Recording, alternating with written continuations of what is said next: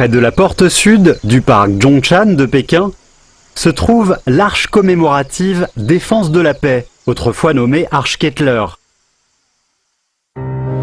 C'est le nom de l'ancien ambassadeur allemand qui a massacré et kidnappé des Chinois durant l'envahissement de l'Alliance des 8 Nations. Après sa mort, le gouvernement Tsing a malgré tout construit cette arche pour demander pardon.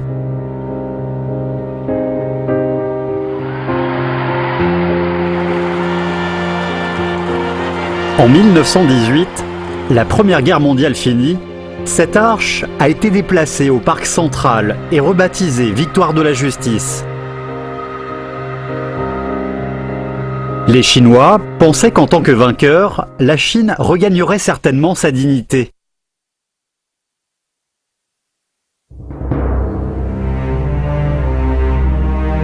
Cependant, quelques mois plus tard, la Conférence de Paris brisa cette illusion.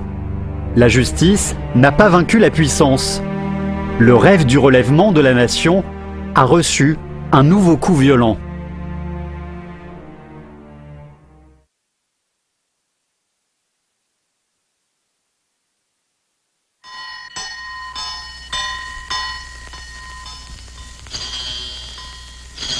Le 4 mai 1919, dans l'après-midi, le silence devant Tiananmen est brisé.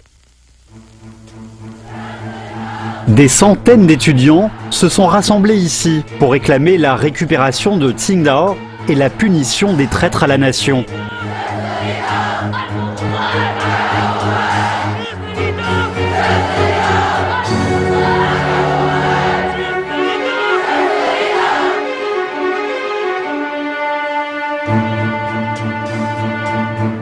À la conférence de Paris, les demandes des délégués chinois d'abolir les privilèges des pays impérialistes ont toutes été refusées. Le Royaume-Uni, les États-Unis, la France, le Japon et l'Italie ont décidé de céder le privilège de l'Allemagne sur le Shandong, au Japon. Le gouvernement de Beiyang, sous pression, était prêt à signer le traité.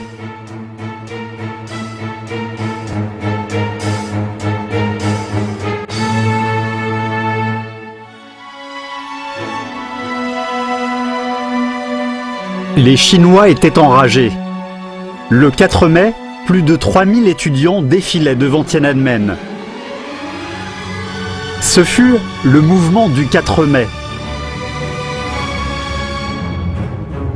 Ce mouvement s'est propagé de Pékin à plus de 100 villes, dans plus de 20 provinces.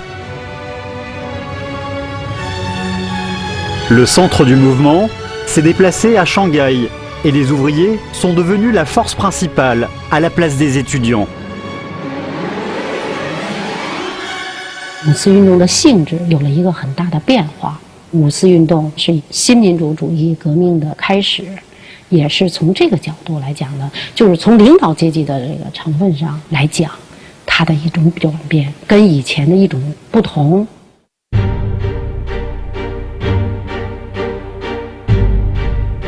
Ici, dans la rue du 4 mai à Pékin, sur l'ancien site de l'université de Pékin, se trouve le mémorial du mouvement de la nouvelle culture. À l'époque, beaucoup d'intellectuels étaient déçus par la Chine post-révolutionnaire. Ni le parlementarisme, ni le multipartisme, introduit aux premières années de la République de Chine, n'avaient pu sauver la Chine de la pauvreté, la faiblesse et l'envahissement des puissants impérialistes.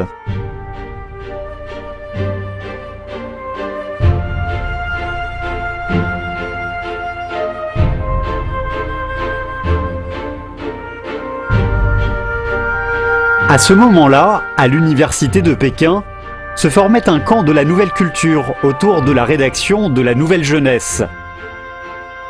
Il préconisait la science et la démocratie contre l'inculture et l'autocratie.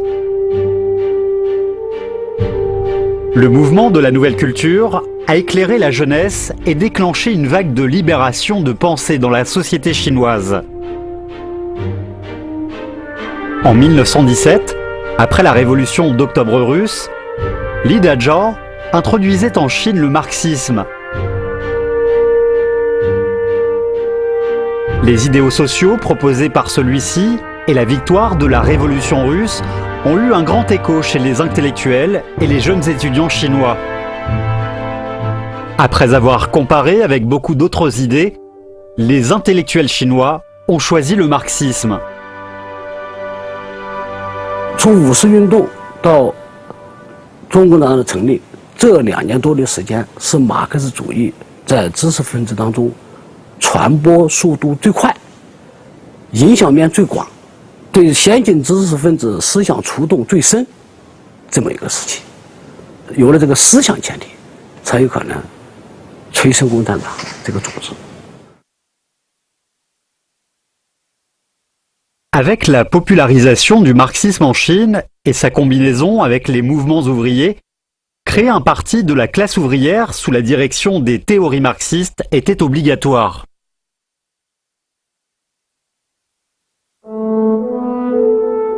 Le 23 juillet 1921, 106 rue Wangzhe, à Shanghai, le premier congrès national du PCC eut lieu avec la présence de 15 membres venant des 4 coins du pays, de l'Internationale communiste et de l'Internationale syndicale rouge. La dernière journée du congrès s'est déroulée dans ce bateau à Jiaxing, dans la province du Zhejiang. Durant ce congrès furent élus les dirigeants du parti et approuvé le premier programme du PCC et la résolution pour le travail réel actuel. Le PCC, ce nouveau parti prolétarien ayant pour but de renverser le pouvoir capitaliste, allait mener la Chine vers le redressement dans les années suivantes.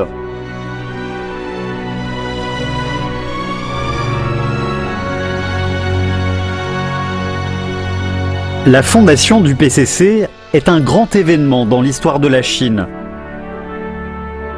Après cela, la révolution chinoise prenait un aspect tout nouveau.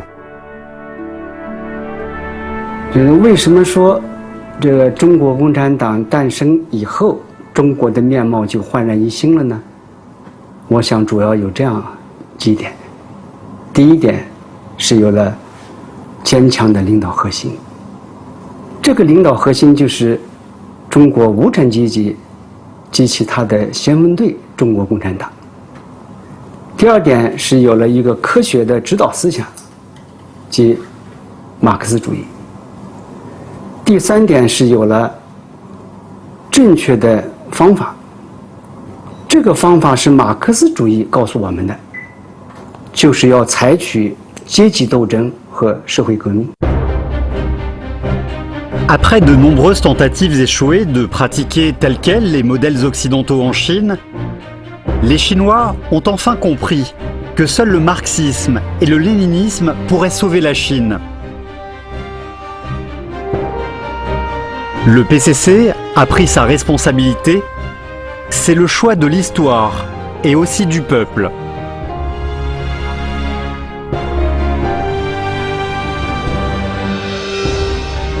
Sous la direction du PCC, entre janvier 1922 et février 1923, le mouvement ouvrier a connu sa première apogée en organisant plus de 180 grèves dans le pays. À travers les luttes, le PCC s'est rendu compte que pour vaincre les ennemis puissants, il fallait créer un front uni révolutionnaire.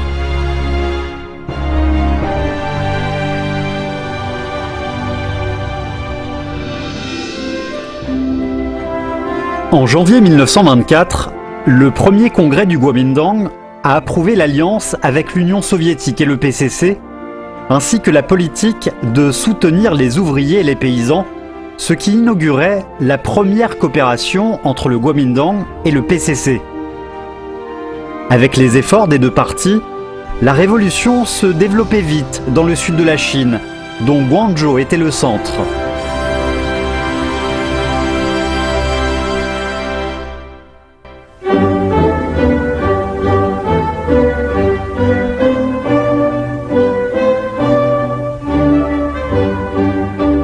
Le 9 juillet 1926, l'armée nationale du Nord lança l'expédition du Nord.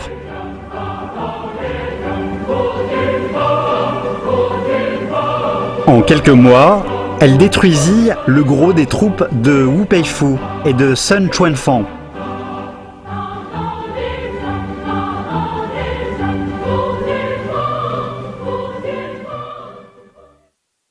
Or, à ce moment où le règne des seigneurs de guerre de Beiyang s'effondrait, les amis de l'Alliance sont devenus des ennemis.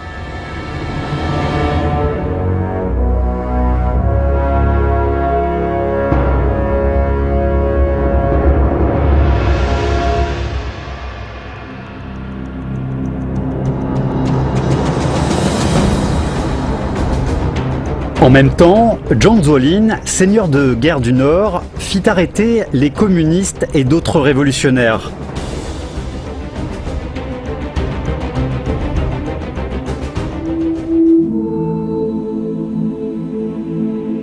La révolution nationale échoua. De mars 1927 à juin 1928, 310 000 communistes et révolutionnaires étaient massacrés. Le Parti communiste était gravement affaibli. Le nombre de ses membres chuta de 60 000 à 10 000. La réalité cruelle donna une leçon sanglante au jeune PCC.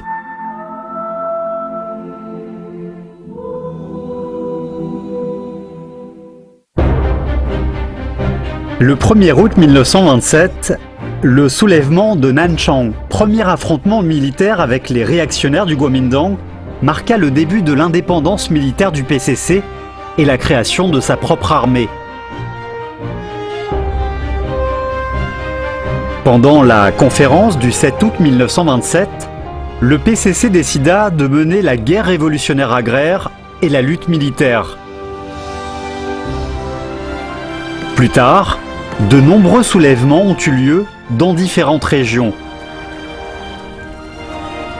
Face à la répression des réactionnaires du Kuomintang, le PCC s'est engagé dans une contre-attaque absolue.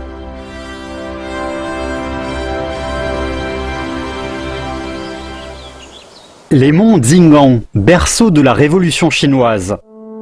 Ici, Mao Zedong, avec ses troupes de l'insurrection de la moisson d'automne, développait des bases d'appui révolutionnaires rurales et de pouvoir politique armé des ouvriers et des paysans. À travers des explorations difficiles, le PCC a trouvé petit à petit la bonne voie pour la révolution chinoise.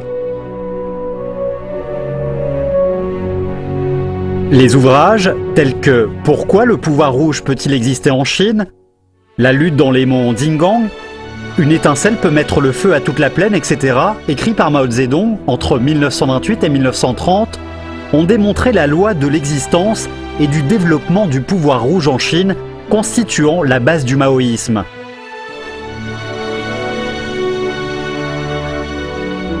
Sous la direction du PCC, les bases révolutionnaires s'élargissent. La révolution chinoise allait enflammer l'ensemble du pays. 1933年夏季，就是中国的红色政权，当时有10几块大小根据地，总人口呢将近1000万。国民党政权，他也不可能容忍你根据地发展壮大，就一再进行围剿。 L'armée rouge centrale réussit à briser les 4 premiers encerclements du Kuomintang. Mais en automne 1933, à cause du dogmatisme et des erreurs gauchistes de Wang Ming, l'armée rouge échoua face au 5e encerclement et fut obligée de se retirer.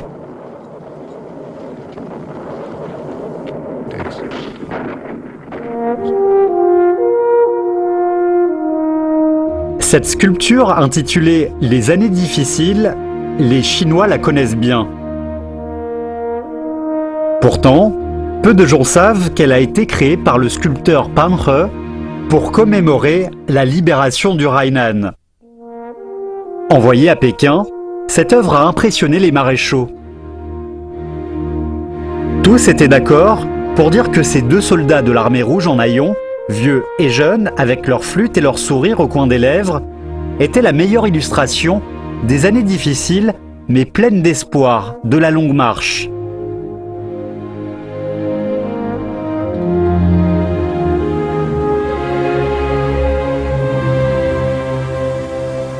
Octobre 1934. La longue marche commença. En perçant plusieurs lignes de défense de l'ennemi, l'armée rouge eut aussi de lourdes pertes.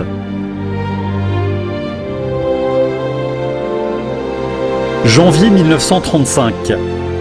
Le bureau politique du comité central du PCC tint la conférence de Zhongyi, lors de laquelle Mao Zedong fut choisi comme leader du comité central du PCC et de l'armée rouge. À ce moment historique crucial, la décision de cette conférence sauva le parti, l'armée rouge et la révolution, marquant ainsi un tournant dans l'histoire du PCC et de la révolution chinoise.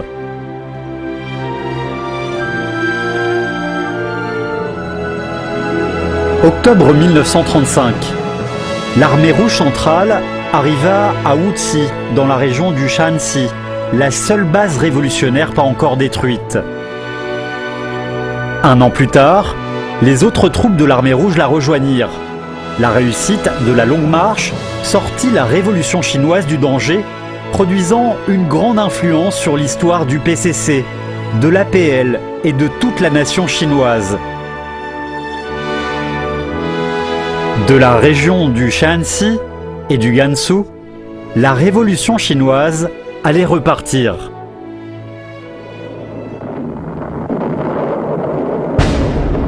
Le 18 septembre 1931, l'armée japonaise produisit l'incident de Mukden. En seulement 4 mois, toute la Mandchourie tomba dans les mains du Japon.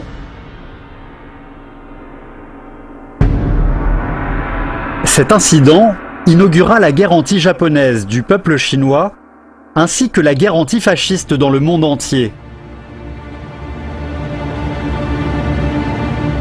Face à l'envahissement accéléré du Japon, le PCC proposait d'établir un front uni national contre le Japon.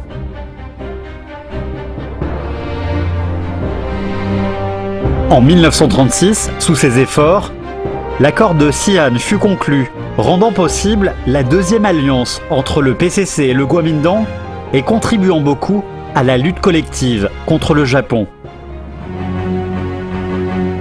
Le 7 septembre 1937, le Japon déclencha l'incident du pont Marco Polo et l'envahissement général de la Chine. Les Japonais ont réalisé en Chine de nombreuses tragédies humaines. Le massacre de Nankin, avec 300 000 victimes. Le bombardement de Chongqing durant 5 ans consécutifs. La politique de tuer tout, brûler tout et piller tout dans le nord de la Chine. Des milliers de travailleurs persécutés à mort. Et des femmes de réconfort humiliées. Des guerres bactériologiques. Des guerres de gaz toxiques. Les crimes des envahisseurs japonais étaient innombrables et irréfutables.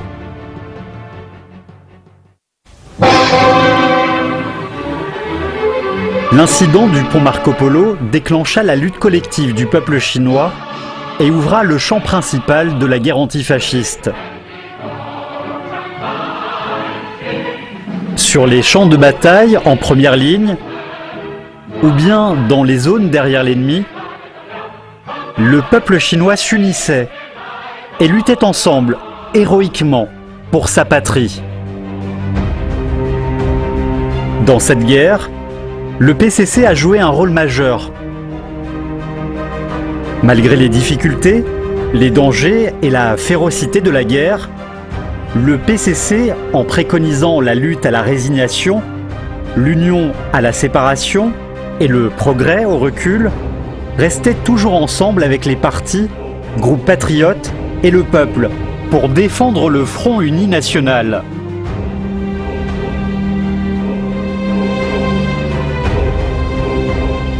Les communistes chinois, avec leur clairvoyance politique, leur volonté de faire et leur action modèle, maintenaient l'espoir de toute la nation et dirigeaient celle-ci sur la bonne voie vers la victoire.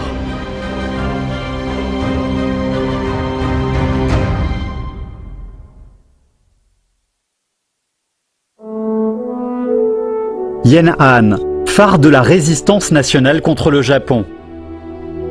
Lors d'un discours donné aux habitants de Yan'an, le président Mao Zedong déclarait avec fierté qu'ici, il n'y avait pas de corruption, pas de tyrans locaux, pas de jeux d'argent, pas de prostitution, pas de concubinage, pas de mendiants, pas de coterie, pas de dépression, pas de conflit, pas de spéculation. Les communistes sont arrivés à respecter ces principes dans une situation tellement difficile, faisant ainsi de Yan'an un lieu où tout le monde rêvait de se rendre.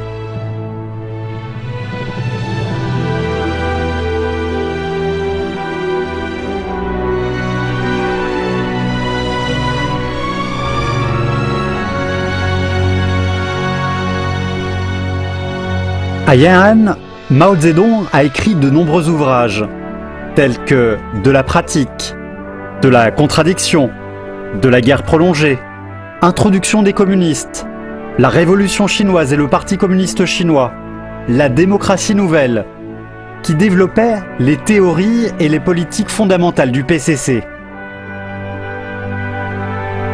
Pendant la guerre révolutionnaire agraire et la guerre anti-japonaise, la pensée de Mao Zedong s'est complétée et a mûri.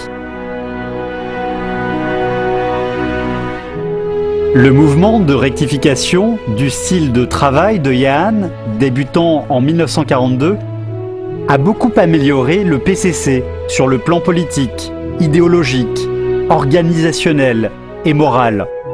En juin 1945, le 7e congrès national du parti établit le statut directeur de la pensée de Mao Zedong dans les activités du parti qui se trouvait alors dans une solidarité sans précédent. Le 15 août 1945, le Japon annonça la capitulation sans condition.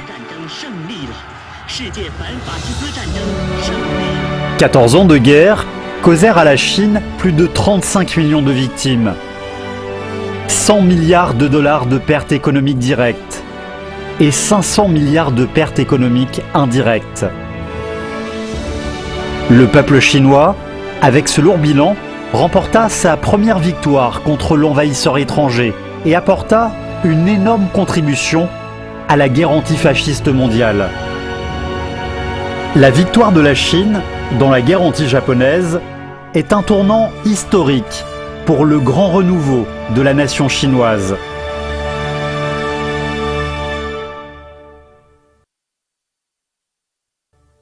Le PCC préconisait la paix et la démocratie, mais le Kuomintang s'en tenait à la guerre civile et la dictature. Il voulait détruire le PCC, son armée et le pouvoir qu'il avait dans les zones libérées. En juin 1946, l'armée du Kuomintang attaqua la zone libérée du Henan et lança ainsi la guerre civile. Entre les deux adversaires, l'écart de force était énorme. Le Kuomintang possédait 4,3 millions de soldats, tandis que le PCC n'en possédait que 1,27 million. Le Kuomintang contrôlait presque toutes les artères des grandes villes, l'industrie moderne, 75% de la terre et 71% de la population du pays. Mais au final, c'est le PCC qui a triomphé.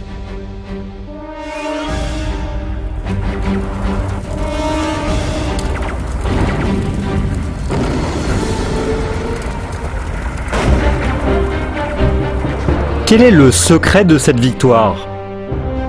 Cet objet exposé peut nous donner des indices.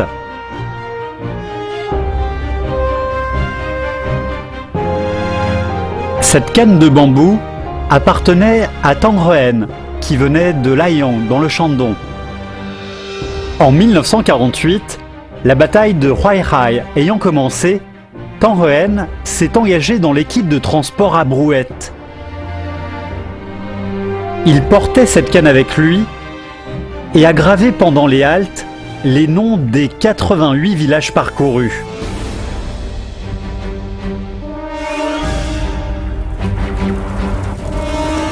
Pendant la bataille de Huaihai, Plus de 5 millions de travailleurs, comme Tang Ruen, ont contribué.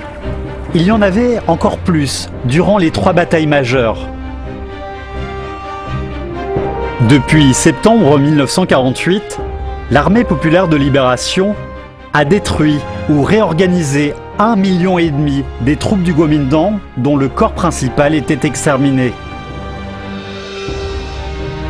Grâce au soutien du peuple, le PCC a renversé en 3 ans le règne du Kuomintang.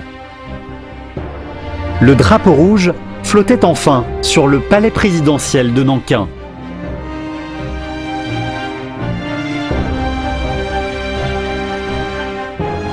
Le 21 septembre 1949, la première conférence consultative politique du peuple chinois fut tenue à Zhongnanhai. Elle adopta le programme commun de la conférence consultative politique du peuple chinois. Le 1er octobre 1949, Tiananmen, qui avait vécu la sauvagerie des puissances occidentales en 1900, le réveil du peuple chinois en 1919 fut enfin témoin de la naissance d'une nouvelle république populaire.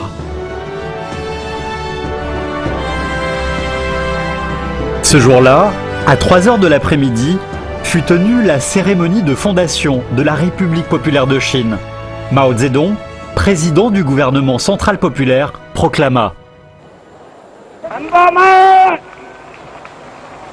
中华人民共和国中央人民政府今天成立了。毛主席万岁！万岁！万岁！